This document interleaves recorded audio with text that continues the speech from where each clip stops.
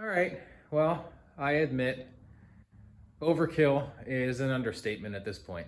Now, before we went ahead and made the gussets, we picked up this master cylinder from Millworks Hot Rod Incorporated.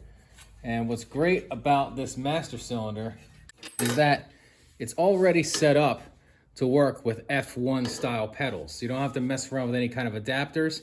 It bolts right up to the pattern off of the mount for the pedals. And it's set up like a Mustang style master cylinder. So in this particular application, we're going to be running drum brakes front and back, but you do have the reservoir requirements to run discs up front if you like. It fits good in the void. I just have to obviously make a little revision for the swing arm for the cap.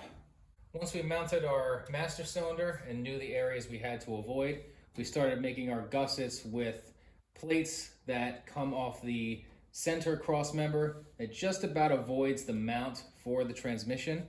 We found a nice plumb and square stopping point to mount it to, and we started with 3/16 plate coming from the center cross member to the frame.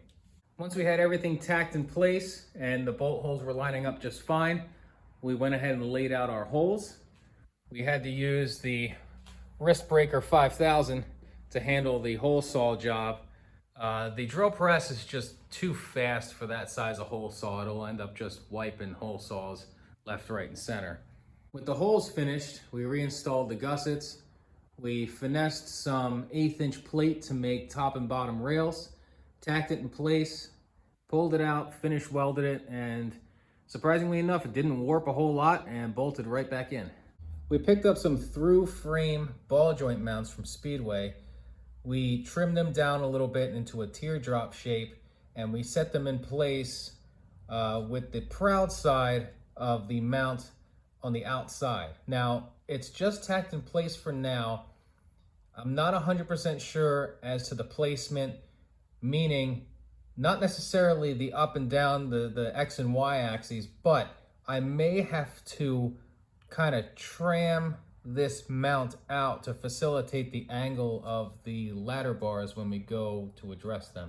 But it's still up in the air. These may work just like this, but until I start entertaining the ladder bar setup, that's when we'll really know. While we were finishing up the gussets, we went ahead and moved forward with our radius rod configuration. We picked up these long upper sections to create a ladder bar setup from Speedway, and we lopped off the end of the 37 bones so they're just a single mounting point. And I didn't feel right just leaving the ends lopped off like that, so we used some 1/4" rod and filled in that spot to make it a little bit more stock appearance. So now comes the fun part. I have to configure those 37 bones into some ladder bars for the rear axle.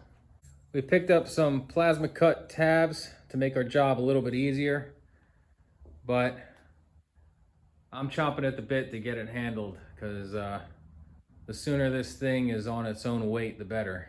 So it's going to be an interesting quest to set this rear axle up, but we have all the parts necessary. It's just a matter of proper execution. So until next time, thanks for watching.